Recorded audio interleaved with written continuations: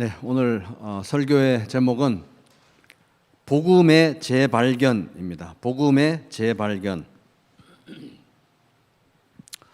오늘 방금 읽은 이 마태복음 26장 6절부터 13절 이 말씀은 이제 많이 알려진 얘기입니다. 향유 옥합을 깨뜨린 여인의 그 이야기죠. 이 사건은 이제 예수님이 십자가에 달리기 일주일 전에 베다니라는 곳에서 이제 식사 자리가 열렸습니다. 그래서 그 식사 자리에서 한 여인이 굉장히 이 비싼 향유를 이제 예수님의 머리에 이제 바르고 부었습니다. 이제 이것은 이제 당시 풍습으로 보면 귀한 손님이 오면은 머리에 이 향유를 발라주는 그런 풍습이 있었다고 합니다. 그 당시에 중동 지방에. 그런데 오늘 이 본문에 우리가 방금 읽은 이 여인은 그냥 향유가 아니라 엄청나게 비싼 향유를 예수님의 머리에 이렇게 발라드렸다는 것, 부어드렸다는 것을 볼 수가 있습니다. 굉장히 비싼 거였습니다. 이제 요한복음에 나오는 병행 본문을 참조하면은 그 향유가 노동자가 1년 동안 벌어야 되는 연봉, 노동자 1년치 연봉이니까 뭐 몇천만 원 된다고 봐야 되는 거죠, 그죠? 몇천만 원 상당의 향유를 이제 예수님의 머리에 붓고 발라드린 거예요. 그러니까 이거는 예수님을 귀빈 중에 귀빈으로 이렇게 대접해 드렸던 것이고, 그야말로 이제 왕으로 인식하고 대접해 드린 그런 사건으로 보면 됩니다.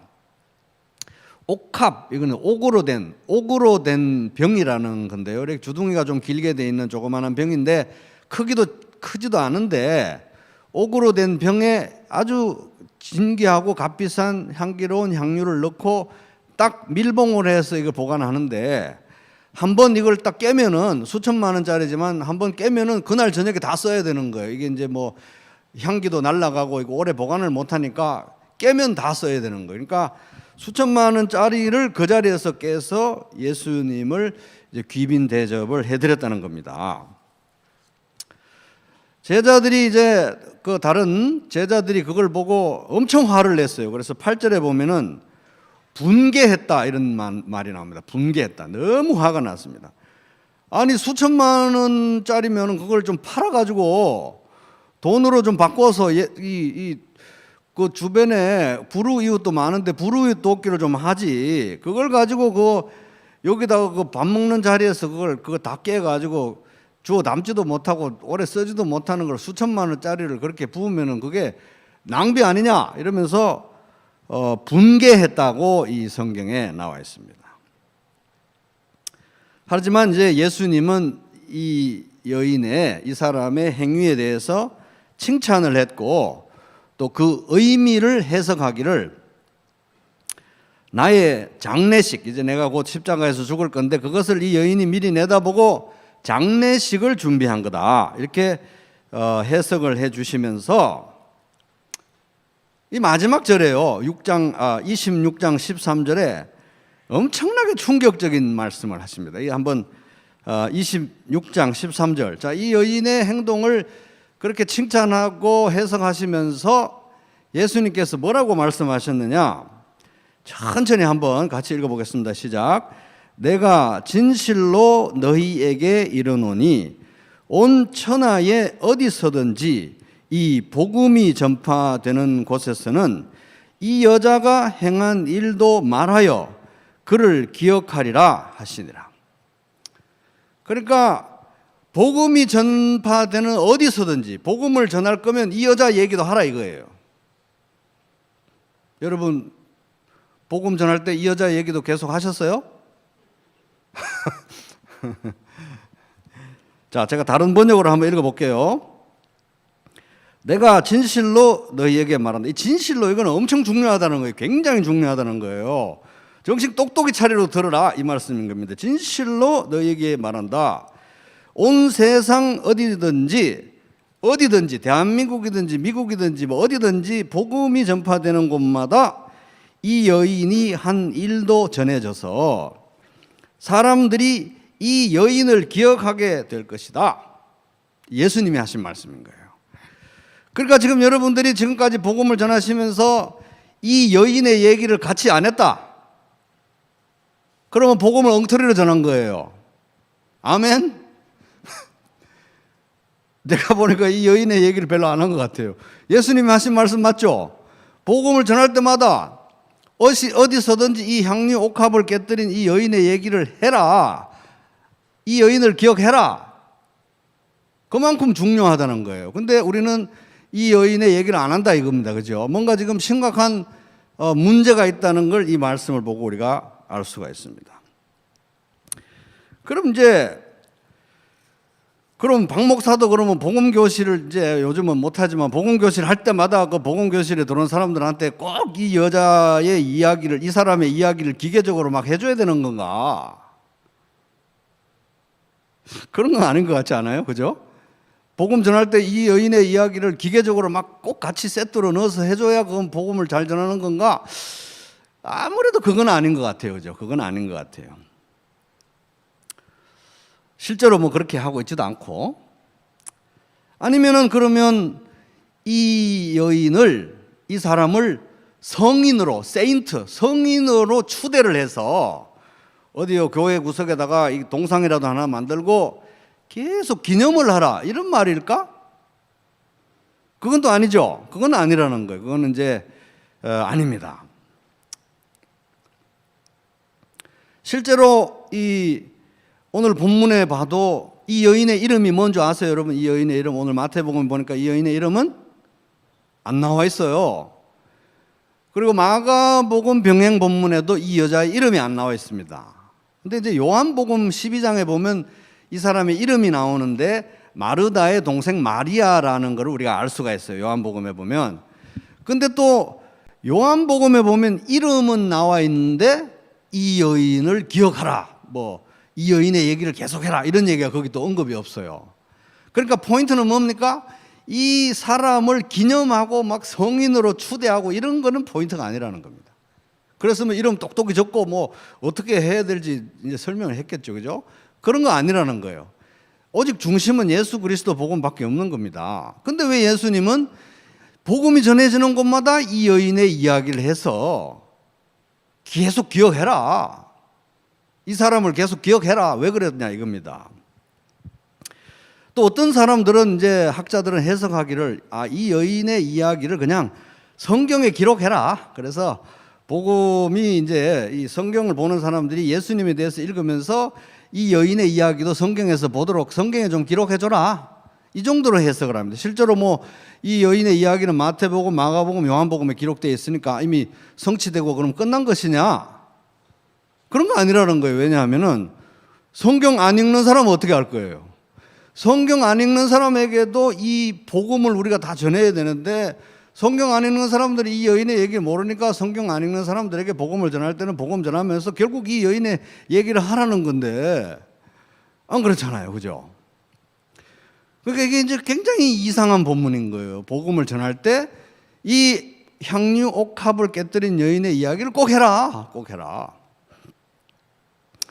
그러니까 이제 우리가 이런 것들을 봐서 이제 의미를 문맥상에서 생각해 볼 때 그거는 이 여자를 막 성인으로 추대하고 기억하고 막 예수님과 옆에 딱 나란히 놓고 같이 얘기하고 기억하라는 게 아니라 향유 옥합을 깨뜨린 이 여인의 이야기가 곧 우리의 이야기가 되어야 된다는 거예요. 이게 남의 나라 이야기, 딴 나라 얘기, 다른 사람 얘기가 아니라 나의 이야기로 전해져야 된다. 이 복음을 전하는 우리의 이야기가 되어서 나도 동감이다. 같은 심정이다. 나도 같이 그렇게 생각한다. 이렇게 여인의 이야기가 나의 이야기로 복음 전하는 사람들 우리 이야기로 전해지는 것을 예수님이 원하셨다는 것입니다. 그러니까 그 여인은 예수님이 이제 십자가에서 죽으실 거를 미리 이제 말씀을 자세히 듣다 보니까 미리 감지를 하고 그 십자가를 지실 구원을 이루실 예수님이 너무 귀하고 너무 감사하고 그 예수님을 너무 사랑하기 때문에 집에 막 대대로 가보러 내려오던 하여튼 집에서 제일 비싼 거 이거 수천만 원짜리 이 옥으로 된 병을 딱 깨가지고 그냥 그날 저녁에 다 써버린 거예요. 너무 감사하고 너무 귀하고 너무 사랑하기 때문에 바로 이 얘기가 복음을 전하는 우리의 이야기로 계속 복음을 전하는 곳마다 그렇게 전해져야 된다. 이 얘기가 되는 것입니다. 그래서 나에게도 복음을 전하고 있는 나에게도 예수님은 그 여인에게처럼 그렇게 귀하고 감사하고 사랑하는 분이다. 그러니까 복음을 전할 때마다 밍숭밍숭하게 건조하게 드라이하게 복음만 전할 게 아니라 나의 감정도 같이 전해져야 된다. 이 얘기를 하고 있는 거예요. 이 여자의 이야기처럼. 이건 나의 감정이야. 그 여자의 감정이 아니고 나의 감정이라는 얘기가 전해져야 된다는 것입니다. 복음을 전하는데 그 향유 옥합을 깨뜨린 여인의 이야기를 기계적으로 하고 먼 나라 이야기, 옛날 이야기, 딴 나라 이야기로 전하면 복음이 퇴색이 돼요. 딱 듣는 사람들도 금방 깨는 거예요. 딱 들어보니까 복음은 뭐 좀 아는 것 같은데 딴 나라 얘기네. 옛날 얘기구만. 본인한테는 뭐 적용도 안 되는구만. 딱 금방 감지하는 거예요. 듣는 사람들이. 그래서 이 여인의 이야기를 나의 이야기로 전해라. 이것인 것입니다. 근데 이제 이 여인의 이야기는 이제 마태복음에도 나오고 마가복음에도 나오고 요한복음에도 나오는데 그건 이제 똑같은 얘기예요. 근데 누가복음에는 조금 다른 이야기가 나옵니다. 그래서 이제 이 오늘 읽은 본문 이야기는 예수님이 십자가에 달리기 한 일주 전에 있었던 이야기고 얼마 전에 이제 우리가 매일 성경에서 보았던 그 향유 옥합을 깨뜨려서 막 울고불고 하고 머리로 예수님 발을 닦고 이제 부은 그 여인 있잖아요. 그 이야기는 사역 좀 초반에 갈릴리에서 있었던 일. 그리고 오늘 본문 마태복음 이야기는 베다니에서 있어요. 그래서 좀 다른 이야기예요. 그 여자도 그 여인도 달라요. 그런데 거기 이제 보면은 자 이제 누가복음 7장 36절 한번 보겠습니다. 누가복음 7장 36절 한번 펴 보시기 바랍니다. 누가복음 7장 36절 신약성경 102페이지입니다. 7장 36절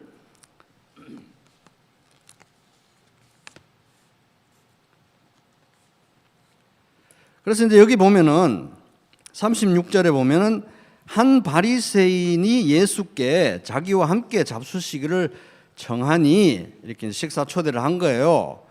그래서 이제 밥을 먹고 있는데 37절 그 동네에 죄를 지은 한 여자가 있어. 동네 사람들이 그 문란하고 죄가 있는 여자라는 걸 다 알았던 것 같아요. 예수께서 바리새인의 집에 앉아 계심을 알고 향유 담은 옥합을 가지고 왔어. 그러니까 이건 다른 사건인 거예요. 이 여인은 그냥 자기가 예수님의 복음을 듣고 아하 예수 그리스도로 인해서 내 죄가 사함 받았구나, 용서받았구나, 빚이 탕감됐구나 너무 감사해가지고 바리새인 집에서 식사 초대받아서 식사하는데 거기 뚫고 들어와가지고 거기서 막 울고 감사해서 향유를 부은 다른 여인의 이야기인 거예요. 그래서 38절을 보면 예수의 뒤로 그 발 곁에 서서 울며 너무 감사해서 울며 눈물로 그 발을 적시고 자기 머리털로 닦아낼 정도로 울었으니 뭐 정말 닭똥 같은 눈물이 뚝뚝뚝 떨어졌겠죠. 울고 머리로 닦아내고 입을 맞추고 그 발에다가 그리고 향유를 부은 얘기인 겁니다. 그래서 이제 이 다른 사람의 이야기지만 유사한 사건이기 때문에 우리가 오늘 마태복음에서 읽은 이 본문 향유 옥합을 깨뜨린 이 여인의 그 이야기가 왜 우리의 이야기가 되어야 되느냐, 그거에 대한 설명을 이제 여기에 자세히 볼 수 있는 구절이 이 누가복음 7장의 본문이에요. 왜냐하면 예수님이 여기 누가복음 7장에는 여기에서 향유를 붓고 머리털로 눈물을 닦아낸 이 여인의 그 행동과 마음에 대한 설명을 설명을 예수님이 직접 비유를 통해서 해주세요. 이게 어떤 행위인지 그 취지를 설명을 해주시는데, 그거 좀 내려가서 41절 보면은 이게 무슨 행위냐? 그리고 뭐 마태복음, 마가복음, 요한복음에 나오는 그 마리아의 이야기도 결국은 같은 맥락일 수밖에 없고, 그것이 또 우리의 이야기여야 되는 그 의미가 뭐냐? 41절 같이 읽어보겠습니다. 시작. 이르시되 빚 주는 사람에게 빚진 자가 둘이 있어 하나는 500데나리온을 졌고 하나는 50데나리온을 졌는데, 42절 시작. 갚을 것이 없으므로 둘 다 탕감하여 주었으니 둘 중에 누가 그를 더 사랑하겠느냐? 이거라는 거예요. 그래서 500데나리온은 2년치 연봉, 2년 연봉, 50데나리온은 그냥 2달 정도 월급. 그러니까 포인트는 이 비유에서 이 향유 옥합을 깨뜨린 이 두 여인의 이야기가 우리의 이야기가 되어야 되는 이유를, 맥락을 이 비유, 짧은 2절의 비유에서 우리가 이해할 수 있는데, 자, 왜 이 이야기가 우리의 이야기가 되어야 되느냐? 3가지 이제 관찰을 할 수 있다는 겁니다. 첫째 따라해 볼게요. 너무나 큰 빚을 졌다. 시작.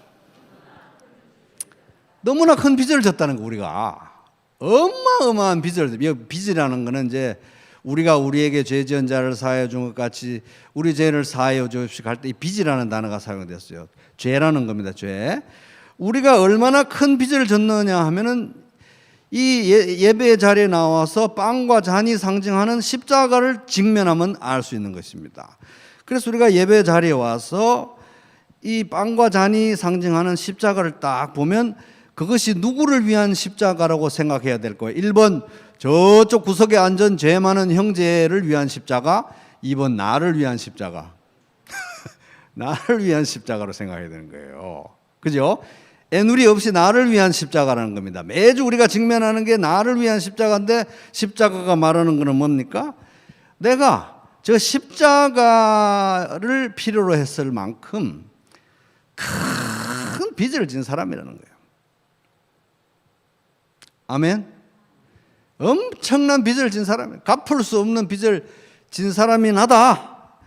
그게 이 십자가가 보여주는 얘기고, 그 다음에 이 누가복음 7장에서 예수님께서 이 짧은 비유를 통해서 전달하시고자 했던 내용인 것입니다. 그러니까 많이 탕감받은 사람이 많이 사랑하는데, 십자가를 보고 진짜 저것이 나의 빚이었구나 이해하는 만큼 사랑하고 감사할 수밖에 없다는 거예요. 그래서 우리는 큰 빚을 졌다. 자, 둘째 관찰을 할 수 있는 거 따라 볼게요.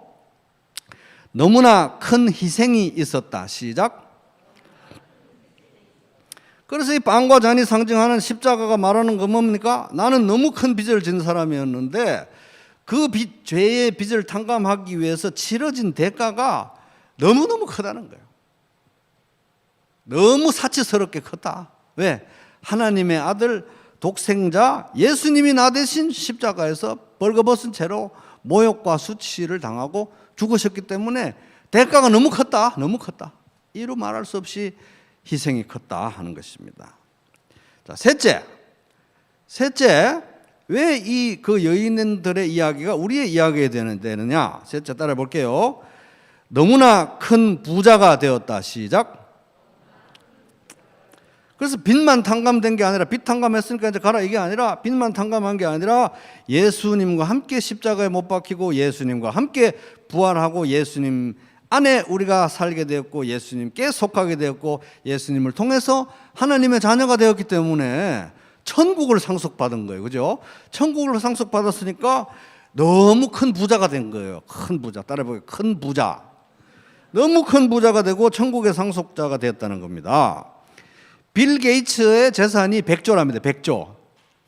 빌 게이츠가 100조면 우리는 불사조예요. 불사조. 이거 좀 신경 쓴 유머인데 그래도 통하네요. 빌 게이츠가 100조면 우리는 불사조. 천국을 상속받았으니까. 그래서 향유 옥합을 깨뜨린 여인의 이야기는 절대로 딴 나라 얘기가 될 수가 없는 거예요. 그때 그런 여자가 있었어요. 그런 사람이 있었대요. 그러면 복음의 가치가 떨어지는 거예요. 아유, 이제 자기한테는 효험이 없나 보네. 옛날 얘기인가 봐. 딴 나라 얘기인가 봐. 그래서 이 향유 옥합을 깨뜨린 여인의 얘기가 나의 얘기로 같이 전해져야 된다는 것입니다. 같이. 또 다른 복음을 전하라는 게 아니라 그 복음의 가치가 나를 통해서 드러나야 된다는 거예요. 향유 옥합이 깨뜨려져야 된다는 것입니다. 그래서 오늘 이 말씀이 우리들에게 던지는 중요한 질문은 뭐냐 하면은 과연 향유 옥합을 깨뜨린 그녀의 이야기가 딴 나라 이야기인가 나의 이야기인가 하는 거예요. 이건 좀 뜨끔한 질문이니까 옆 사람한테 가늘게 눈을 뜨시고 딴 나라 얘기입니까? 당신의 얘기입니까? 한번 물어봐 주세요. 한번. 딴 나라 얘기입니까? 당신의 얘기입니까?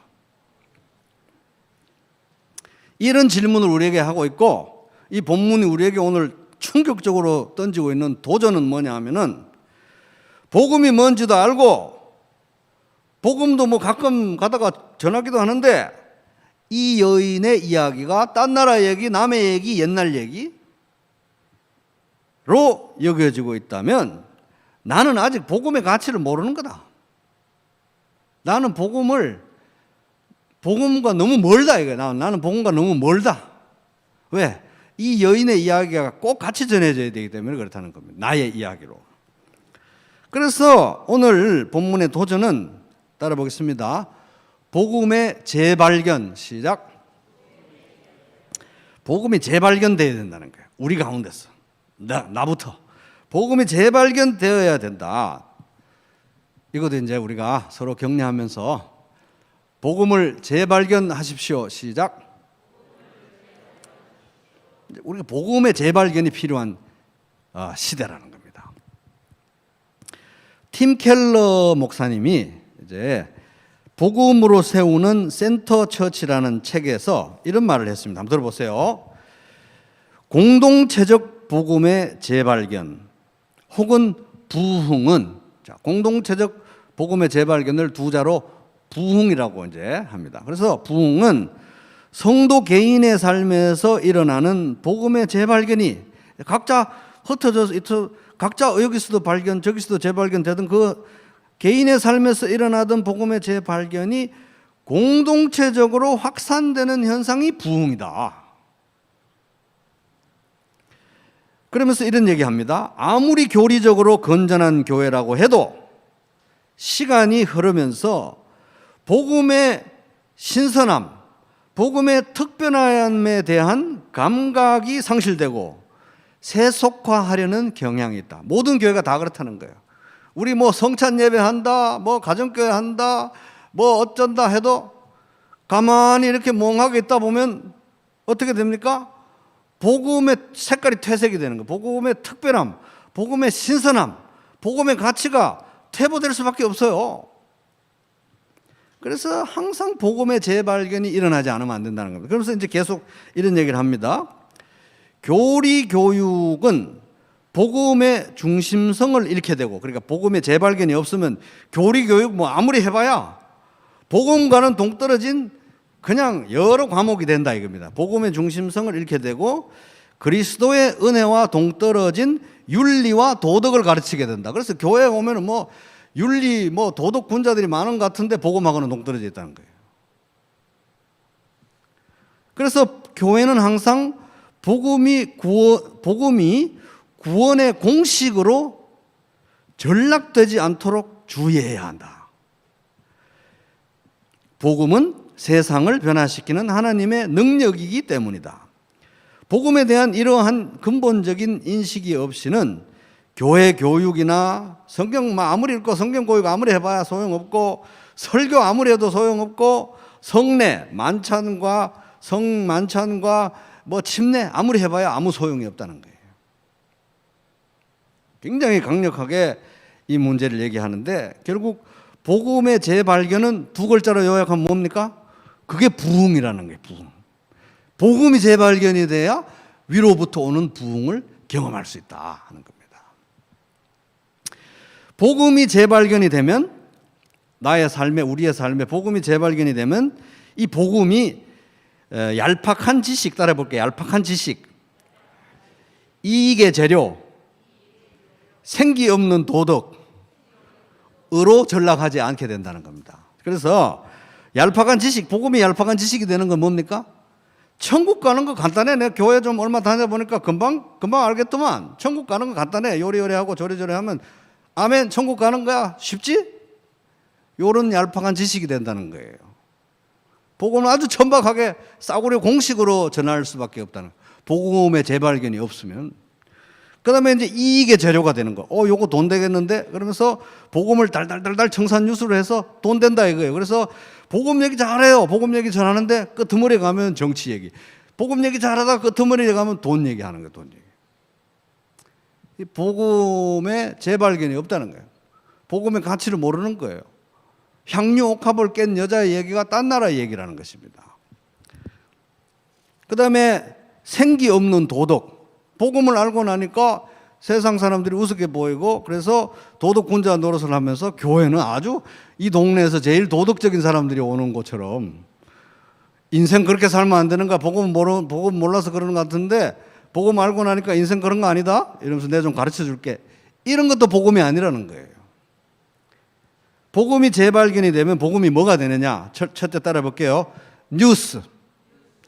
복음이 재발견되면 복음은 얄팍한 지식이나 이익의 재료나 생기 없는 도덕이 아니라 충격적인 뉴스가 되는 것입니다. 항상 그래요. 항상. 이 충격이 가시지 않아요.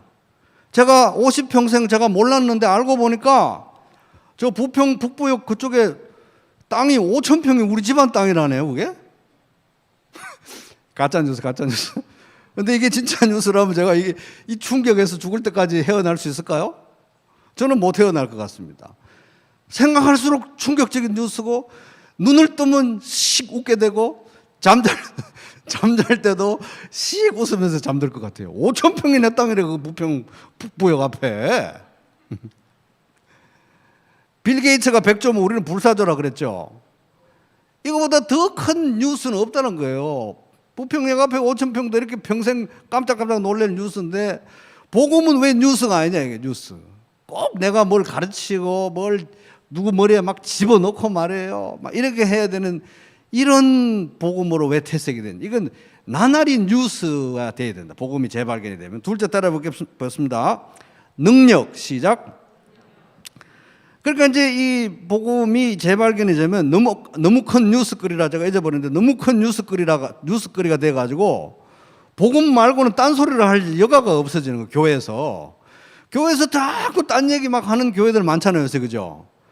복음이 뉴스가 되면 딴 얘기를 할 시간이 없어요. 너무 쇼킹한 뉴스라 가지고 줄 때 능력이란 거 뭐냐 하면은 인류를 구원하고 인간의 문제를 해결하는 유일한 하나님의 능력이 복음이라는 것이 인식이 되는 것입니다. 그래서 내가 복음을 부끄러워하지 아니하노니 이 복음은 모든 믿는 자에게 구원을 주시는 하나님의 능력이 됨이라. 로마서 1장 16절. 복음이 재발견되면 인류에 대하는 복음이구나. 부평에 대하는 복음이구나. 대한민국에 대하는 복음이구나. 그래서 복음을 부끄러워할 이유가 없다는 것입니다. 요새 참 교회가 욕을 많이 먹고 있는데 그래도 여러분 복음을 부끄러워하시면 안 됩니다. 복음은 부끄러워해야 되는 게 아니에요. 복음은 유일한 인류의 대안이고 대한민국의 대안이고 우리 교회의 대안이고 부평의 대안이고 그렇습니다. 사람 살리는 건 이거밖에 없는 거예요. 그래서 복음이 재발견돼야 되는 것입니다. 셋째, 따라해 볼게요. 필요. 근데 이거 아이러니한 거는 이렇게 교회가 욕을 먹고 이렇게 야단인데 참, 이 대한민국이 지금 제일 필요로 하는 게 복음이라는 거예요. 이게 사람 살리는 능력이기 때문에 복음이 너무나 재발견되기 어려운 시대이면 틀림이 없는데 재발견돼야 돼요. 그래서 복음을 부끄러워하지 않고 이것이 사람을 살리는 하나님의 능력이다. 우리가 확신에 이르러야 되는 겁니다. 부평에서 제일 지금 필요한 게 복음이에요. 여러분들의 가정에서 제일 필요한 게 복음이고 부부 사이에 제일 필요한 게 복음이고 부모 자식 간에 제일 필요한 게 복음이고 모든 인간관계에서 제일 필요한 게 복음이고 내 인생에 제일 필요한 게 복음이라는 것입니다. 그 복음이 재발견되면 그게 인식이 되는 거예요. 그래서 제가 예수님을 믿은 지 33년이 됐는데 요즘같이 교회가 욕을 먹는 거는 진짜 처음 봤습니다. 처음 봤어요, 진짜로. 여러 원인이 있겠지만 저는 뭐 그런 모든 원인을 분석할 능력은 없고 여러 원인이 있겠지만 저는 가장 근본적인 원인이 복음이 퇴색됐다, 그렇게 생각합니다. 복음이 퇴색이 됐어요. 그 재발견이 너무 필요한 시대가 됐다는 것입니다. 이 옥합을 깨뜨린 여인의 얘기가 남의 얘기인 거예요, 남의 얘기. 그래서 복음이 재발견돼야 할 때이다. 그래서 남의 얘기할 거 없이 나부터, 박 목사부터 복음을 재발견해야 되겠다. 우리 가정교회부터 복음을 재발견해야 되겠다. 우리 부평교회부터 복음을 재발견해야 되겠다 하는 것입니다. 향유 옥합을 깨뜨린 그 여인의 이야기가 나의 얘기, 우리 가정교회 얘기, 우리 가정의 얘기, 우리 교회의 얘기가 되어야만 이게 진짜 복음이 전해지는 것입니다. 이게 진짜 너무 가슴 아픈 역설은 뭐냐 하면 이렇게 지금 교회가 욕을 먹고 사람들이 교회 얘기하면 치를 떠는데 너무 가슴 아픈 현실은 뭐냐 하면 요즘보다 더 복음이 필요한 때가 언제 있었냐는 거예요. 사람들이 이렇게 황폐해지는데 요즘보다 더 복음이 필요한 때가 언제 있었냐. 이렇게 욕을 하는데 이렇게 필요한 거예요. 이 대안은 복음이 재발견되어야 된다는 것입니다. 그래서 우리가 복음을 재발견하고 우리가 부흥되는 것은, 하늘로부터 오는 부흥은 결국 이 공동체를, 이 지역사회를 살리는 길이라는 것입니다. 그래서 이 복음의 빛은 이 어두운 시대를 밝힐 유일한 참빛이다. 유일한 빛이다. 이렇게 어둡지만, 그래서 복음이 재발견된다는 것은 우리 각자의 마음에 복음의 불이 띵 켜지는 거예요. 우리 각자의 마음에 복음의 불이 띵. 우리 삶의 모든 영역에, 우리 삶의 모든 다양한 영역들 있죠? 다양한 영역, 하나님 여기는 안 됩니다, 여기는 침투하지 마. 그런 모든 영역에 복음의 불이 띵 켜지는 게, 이게 복음의 재발견인 거예요. 그렇게 우리 안에 이제 복음의 빛이, 복음의 불이 켜져야 되는 것입니다. 그래야 우리가 빛나는 거예요. 사람이 뭐 인간이 빛나봐야 얼마나 빛나겠습니까? 다 거기서 거기죠, 그죠? 복음의 불이 켜져야 인간이 진짜 빛나는 거예요. 그래서 우리 각 가정교회마다 복음의 불이 띵 이렇게 켜진 분들이 한 분, 두 분 늘어나게 되기를 주님의 이름으로 축복합니다. 그래가지고 우리 교회에 복음의 불이 가슴에 켜져가지고, 복음의 불이 켜져서 막 심장이 터질 것 같은 사람들로 꽉꽉 채워지기를 기도합니다. 그래서 지나가는 사람들이 가다가 이 교회 뭐야 이거? 왜 이렇게 번쩍거리는 거야? 이렇게 복음의 불이 우리 교회에 띵 이렇게 켜져서 이 지역사회를 밝히는 교회가 되기를 소원합니다. 그리고 저도 목회자로서, 설교자로서 이제 여기 온 지 뭐 2014년 가을에 오고 이제 취임은 2015년 5월 달에 했는데 이제 한 6년 지나니까 제가 보기에는 이제 제 목회사에게 시즌2가 된 것 같아요. 시즌2. 시즌2로 접어들었는데 내가 갈 길은 바로 이거다. 복음을 재발견해야 되겠구나. 나부터 이제 남은 사역은 복음의 재발견이다. 복음의 재발견. 저는 우리 교회가 갈 길도 이 길이라고 생각합니다. 실제로 걸어왔던 길도 이 길이고 앞으로 걸어가야 될 길도 이 길이고, 더 확신 가운데 복음이 재발견돼서 향유 옥합을 깨뜨린 그 여인의 마음이 내 마음이다. 이런 고백이 우리 가운데 있게 되기를 바랍니다.